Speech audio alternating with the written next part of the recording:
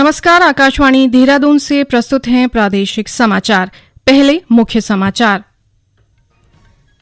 प्रदेश विधानसभा monsoon सत्र के दूसरे दिन आज अनुपूरक बजट पेश किया जाएगा। स्वास्थ्य सचिव डॉक्टर आर राजेश कुमार ने डेंगू के उपचार के लिए प्लेटलेट्स की समुचित व्यवस्था करने को कहा।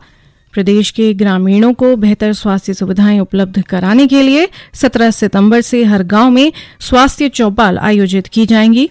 और मुख्यमंत्री पुष्कर सिंह धामी ने कहा कि अतिक्रमण हटाने के नाम पर किसी व्यक्ति का उत्पीड़न नहीं किया जाएगा। दोपहर समाचारों के साथ मैं व्याख्या चंदोला। अब समाचार विस्तार से।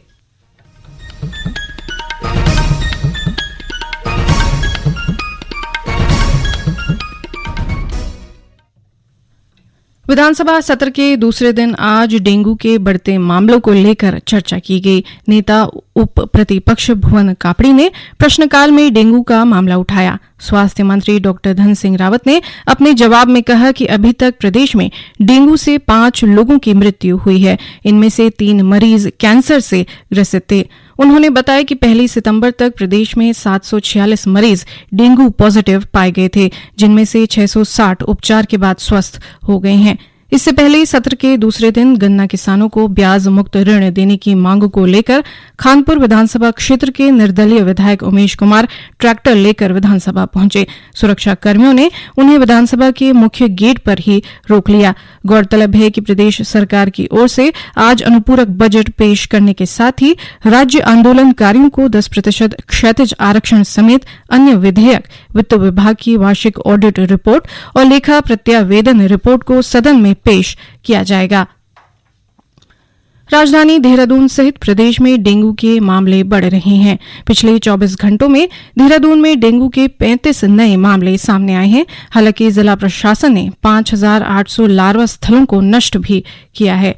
इस बीच स्वास्थ्य सचिव डॉक्टर आर राजेश कुमार ने इंडियन मेडिकल एसोसिएशन के अध्यक्ष को पत्र लिखकर डेंगू के उपचार के लिए प्लेटलेट्स की समुचित व्यवस्था करने को कहा है। वहीं गढ़वाल कमिश्नर विनय शंकर पांडे ने अधिकारियों को योजना बनाकर डेंगू के प्रभाव को रोकने के निर्देश दिए हैं। उन्होंने कहा कि डेंगू की रोकथाम के प्रति लापरवाही बरतने वाले अधिकारियों के खिलाफ सख्त कार्रवाई की जाएगी। श्री पांडे ने देहरादून में डेंगू से बचाव के लिए लगातार फॉगिंग करने और स्वच्छता व्यवस्था को बेहतर बनाने के निर्देश दिए।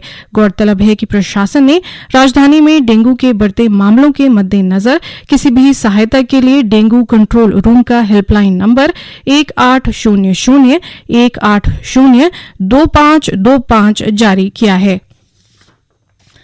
राष्ट्रीय राजधानी दिल्ली में शनिवार और रविवार को होने वाले G20 शिखर सम्मेलन की तैयारियां अंतिम चरण में हैं। इस वैश्विक आयोजन को ऐतिहासिक बनाने के लिए मुख्य आयोजन स्थल भारत मंडपम में G20 देशों की सांस्कृतिक विरासत को दर्शाने की व्यवस्था की गई है। इस सम्मेलन में दस्तकारी और हस्तकला से संबंधित सामग्रियों की बिक्री के साथ साथ हाइब्रिड तरीके से प्रदर्शनियों का आयोजन भी होगा। मंडपम में भारत लोकतंत्र की जननी विषय पर प्रदर्शनी लगाई जाएगी। पौड़ी के जिलाधिकारी आशीष चौहान ने मुख्यमंत्री खिलाड़ी प्रोत्साहन योजना के तहत खिलाड़ियों का चयन पूरी पारदर्शिता के साथ करने के निर्देश दिए हैं। उन्होंने इसके लिए मुख्य विकास अधिकारी अपूर्वा पांडे को जिला स्तरीय नोडल अधिकारी नामित किया है। गौरतलब है कि विकास खंड, नगर पालिका और निगम स्तर पर 15 और 16 सितंबर को मुख्यमंत्री खिलाड़ी प्रोत्साहन योजना के तहत प्रतियोगिताओं का आयोजन किया जाएगा। इसमें चयनित खिलाड़ी 20 से 23 सितंबर के बीच जिला स्तरीय प्रतियोगिताओं में हिस्सा लेंगे। इस योजना के तहत जिला स्तर पर 14 से 23 वर्ष की आयु के कुल 100 बालक और 100 बालिकाओं का चयन मासिक छात्रवृत्ति के लिए किया जाएगा। भारतीय दूरसंचार नियामक प्राधिकरण ट्राई ने एफएम रेडियो प्रसारण से संबंधित मुद्दों पर सिफारिशें जारी की हैं। ट्राई ने सिफारिश की है कि निजी एफएम रेडियो ऑपरेटरों को हर घंटे 10 मिनट तक समाचार और समसामयिक कार्यक्रम प्रसारित करने की अनुमति दी जानी चाहिए। इसने ये भी सिफारिश की है कि समाचार सामग्री के लिए आकाशवाणी पर लागू कार्यक्रम आचार संहिता को निजी एफएम रेडियो चैनलों पर भी लागू किया जा सकता है। इसमें कहा गया है कि एफएम रेडियो चैनल की वार्षिक लाइसेंस फीस को non refundable one time entry fees से अलग किया जाना चाहिए। परामर्श प्रक्रिया के दौरान हितधारकों से प्राप्त सभी टिप्पणियों और प्रति टिप्पणियों पर विचार करने और मुद्दों के विश्लेषण के बाद प्राधिकरण ने अपनी सिफारिशों को अंतिम रूप दिया है। प्रधानमंत्री नरेंद्र मोदी ने केवल 4 वर्षों में नल जल कनेक्शन की संख्या 3 करोड़ से बढ़कर 13 करोड़ होने पर लोगों को बधाई दी है। एक सोशल मीडिया पोस्ट में श्री मोदी ने कहा कि जल जीवन मिशन लोगों को स्वच्छ पानी उपलब्ध कराने और जीवन में आसानी तथा सार्वजनिक स्वास्थ्य बढ़ाने में एक मील का पत्थर साबित हो रहा है। एक अन्य पोस्ट में प्रधानमंत्री ने उत्तर प्रदेश के झांसी में जल संरक्षण और भूजल स्तर को बढ़ाने के लिए जन भागीदारी के माध्यम से किए जा प्रयासों की सराहना की। श्री मोदी ने इस नेक काम में शामिल सभी लोगों को बधाई भी दी। समाचार आकाशवाणी के देहरादून केंद्र से प्रसारित किए जा रहे हैं। ताजा समाचार के लिए आप हमारे फेसबुक पेज आकाशवाणी समाचार उत्तराखंड और ट्विटर हैंडल @AIRnews_DDN को फॉलो कर सकते हैं। ये समाचार यूट्यूब चैनल आकाशवाणी समाचार उत्तराखंड को सब्सक्राइब कर सुने जा सकते हैं। साथ ही ये समाचार आकाशवाणी की वेबसाइट www.newsonair.gov.in/उत्तराखंड पर भी उपलब्ध हैं। स्वास्थ्य विभाग के तहत संचालित विभिन्न योजनाओं का लाभ आम लोगों तक पहुंचाने के उद्देश्य से राज्य के हर गांव में स्वास्थ्य चौपाल का आयोजन किया जाएगा।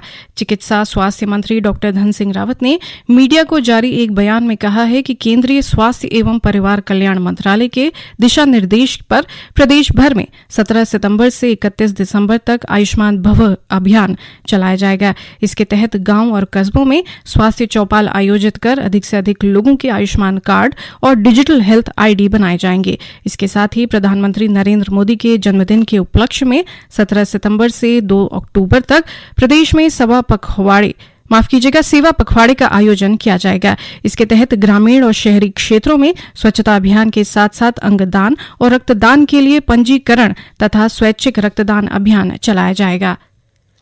मुख्यमंत्री पुष्कर सिंह धामी ने कहा है कि प्रदेश की सरकारी भूमि से अतिक्रमण हटाने की कार्रवाई आगे भी जारी रहेगी। उन्होंने जिला अधिकारियों को निर्देश दिए हैं कि केवल अवैध रूप से कब्जाई भूमि से अतिक्रमण हटाया जाए और इस कार्रवाई के दौरान किसी भी नागरिक का उत्पीड़न न हो। मुख्यमंत्री ने कहा है कि अतिक्रमण हटाने के दौरान किसी भी वैध निर्माण में कोई तोड़फोड़ नहीं की जाएगी। वासियों को आश्वस्त करना चाहूंगा कि सड़क के किनारे राजकीय भूमि में अतिक्रमण हटाने के नाम पर सरकारी मशीनरी द्वारा किसी भी प्रकार से नागरिकों का उत्पीड़न नहीं किया जाएगा। किसी के भी वैध निर्माण में किसी भी तरह की तोड़फोड़ नहीं की जाएगी। जिलाधिकारी सुनिश्चित करेंगे कि किसी भी विभाग द्वारा किसी भी नागरिक का उत्पीड़न न हो। जब तक यह सुनिश्चित नहीं किया जाता है कि निर्माण राजकीय भूमि में है और अवैध निर्माण को हटाया जाना आवश्यक है, तब तक कोई तोड़फोड़ नहीं की जाएगी। परंतु वन भूमि में लैंड जिहाद के नाम पर जो प्रतीक खड़े कर दिए गए हैं, अवैध कब्जे कर दिए गए हैं, उनके विरुद्ध कार्रवाई जारी रहेगी। नैनीताल जिले के विकासखंड बेताल घाट में कृषि विभाग ने किसानों को मोटे अनाज की जानकारी देने के लिए 1 दिवसीय कार्यशाला का आयोजन किया।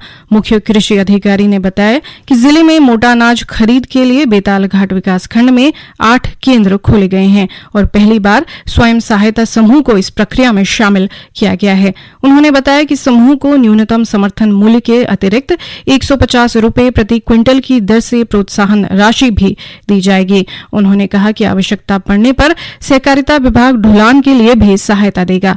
कार्यशाला में मिलेट्स के उत्पादन को बढ़ाने के लिए कृषि विभाग ने मंडुआ, सांवा और रामदाना की उन्नतिशील प्रजातियों के बीजों का वितरण भी किया। अंत में मुख्य समाचार एक बार फिर।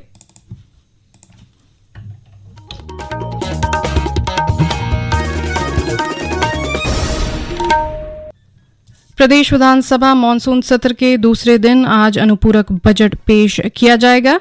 स्वास्थ्य सचिव डॉक्टर आर राजेश कुमार ने डेंगू के उपचार के लिए प्लेटलेट्स की समुचित व्यवस्था करने को कहा।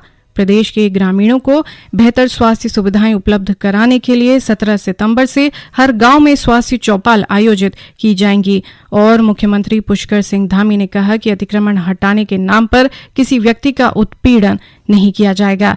इसके साथ ही प्रादेशिक समाचार का ये बुलेटिन समाप्त हुआ। नमस्कार।